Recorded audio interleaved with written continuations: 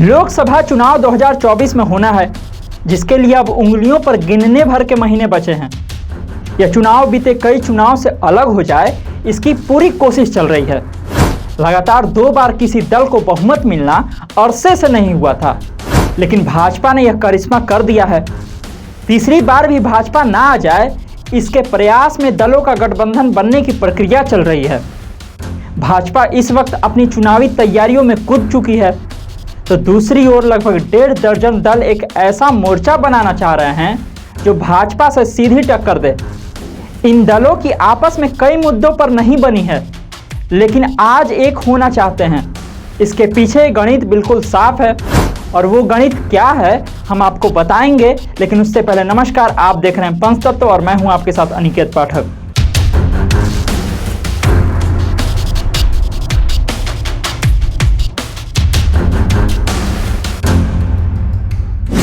दरअसल लोकसभा चुनाव और विधानसभा चुनाव अलग अलग मुद्दों पर होता है, लेकिन 10 साल की सत्ता के बाद एंटी इनकम्बेंसी की टीस भी उभर ही जाती है।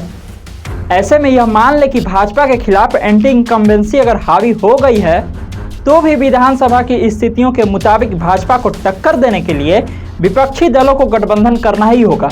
यह विकल्प नहीं, मजबूरी है, क्योंकि अभी भी भाजपा के पास राज्यों में सत्ता किसी भी दूसरे दल से कहीं अधिक है।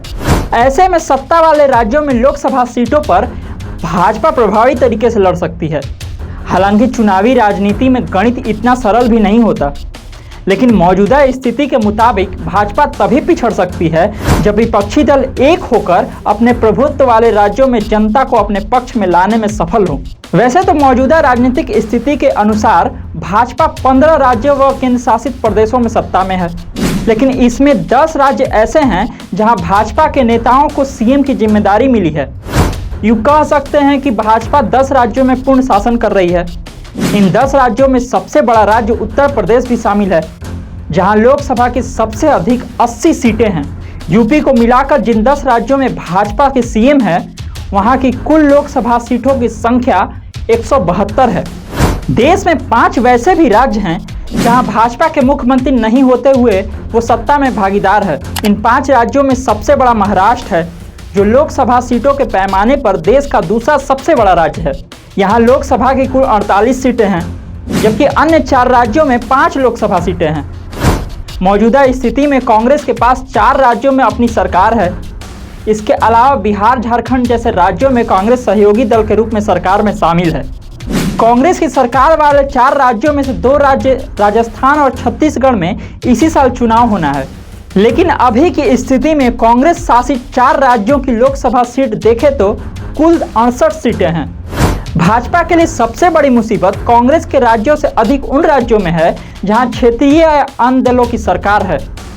कुल 8 राज्य ऐसे हैं जहां की सरकार में शामिल दल भाजपा का खुला विरोध कर रहे हैं। इन राज्यों में कांग्रेस तो भाजपा के खिलाफ है, लेकिन अन्य दलों के खिलाफ होने से भाजपा की मुश्किलें अधिक हो जाती हैं। इन 8 राज्यों में कुल 176 सीटें हैं, जिसमें पश्चिम बंगाल, बिहार, तमिलनाडु, केरल, झारखंड, पंजाब, दिल्ली और मिजोरम शामिल है। विपक्षी एकता का सारा जोर इन 8 राज्यों में ही दिखेगा, जहां कांग्रेस को सीटें छोड़नी होंगी या ताकत दूसरे दलों को ट्रांसफर करनी होगी।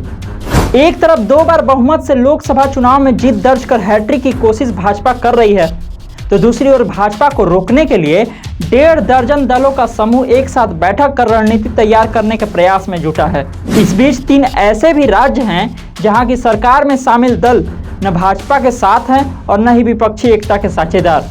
इसमें आंध्र प्रदेश के YSR कांग्रेस, उड़ीसा में बीजू जनता दल और तेलंगाना में BRS सत्ता में है। लेकिन तीनों दल ने साफ कर दिया है कि वे लोकसभा चुनाव अकेले लड़ेंगे। इन तीनों राज्यों को मिलाकर कुल 63 सीटें हैं। इसमें आंध्र प्रदेश में 25, उड़ीसा में 21 और तेलंगाना में 17 सीट हैं। राज्यों और केंद्र शासित प्रदेशों में 6 ऐसे हैं जहां विधानसभा नहीं है। इसमें जम्मू कश्मीर में तो चुनाव पेंडिंग है, जबकि अन्य केंद्र शासित प्रदेश हैं। जम्मू कश्मीर में 5 सीटें हैं, जबकि अन्य 5 को मिलाकर 6 सीटें हैं। तो ऐसे में भाजपा को हराना है तो विपक्ष के लिए गठबंधन करना जरूरी नहीं बल्कि मजबूरी बन जाता है। इसी तरह की खबरों को देखने के लिए आप देखते रहिए पंचतत्व। धन्यवाद।